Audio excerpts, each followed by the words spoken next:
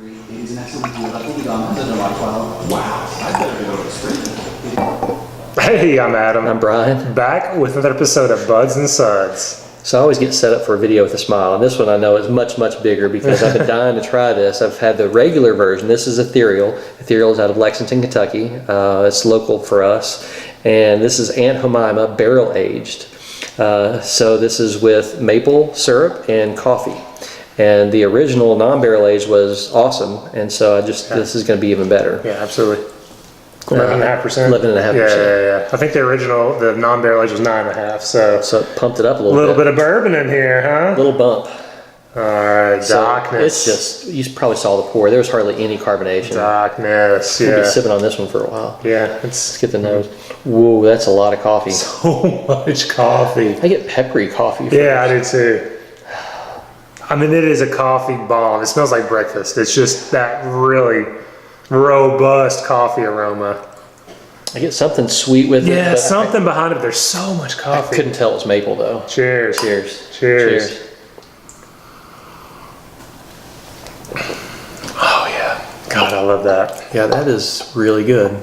I love, so you get this maple sweetness on the front. I mean, I get this maple sweetness on the front. Yeah, I get that first too. So it definitely has that huge, robust coffee, but it coats your tongue with this maple sweetness to start with. I love just that. makes the whole thing just work really well. I mean, my lips are sticky already. So did they have this on their special tap? Because the original Aunt Hohmima, they had to put on Tap zero. So a special tap just because it would gum up a regular line. And Yeah. No, this was number 11 on the regular tap. So I know you guys, again, most of you guys watching aren't from the Lexington area, Louisville area, but we have been really enjoying some of our local brews, so we thought we'd do a video here and there of their stuff because we have, I don't know, a handful, 6, 7, 8 breweries that just are doing great things that we really like. Sours, New England style IPAs, stouts, barrel-aged stouts.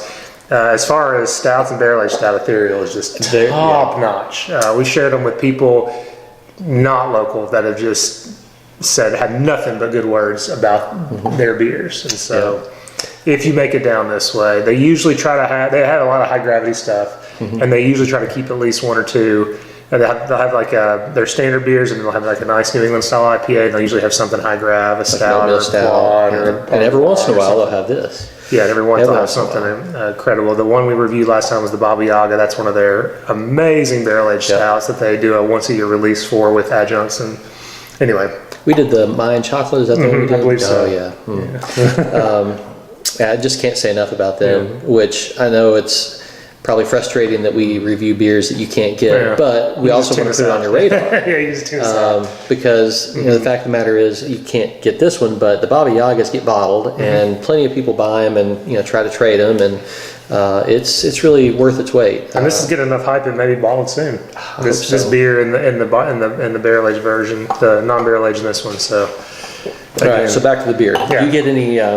I get a little bit of oak character maybe. But I couldn't say I got bourbon. Yeah. No, and I was drinking with a buddy of ours that shares a lot, and that was the first thing he says, like, do you really get barrel? No. I would like to try this side by side with the non-barrel aged version to see, but no, I don't necessarily. It's not boozy at 11.5%. I don't notice the extra 2%, at least from memory, compared to the base beer. Right. I don't get vanilla. I don't get oak or char or bourbon. It's just really a very solid kind of breakfast type stout.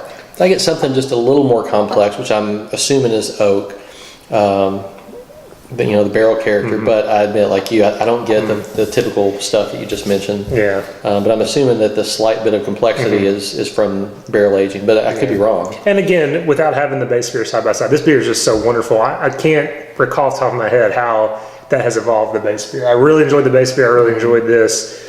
I'm not mad that I don't get a huge barrel character just because this beer is so good. Yeah, so I've been giving it a 4 or 5. It's kind of a 4 or 5 plus for me. I'm digging it. Yeah, I think 4 or 5 plus is a good number. Yeah. If it had more barrel quality and but then again, that might take away from the coffee and take the away adjunct. Sometimes you barrel age something and you lose what made the beer great to start with. But either way, without the barrel, it's still really, really good. Yeah, no. So I'll stick with 4 or 5 plus too. Yep. So really good. Stacks up to the big boys. Yes, it does. Yeah. And thanks for letting us get a growler, by the way. Yeah, thank you. Anything else? As always, guys, if you have the beer you love the beer you have. Thanks.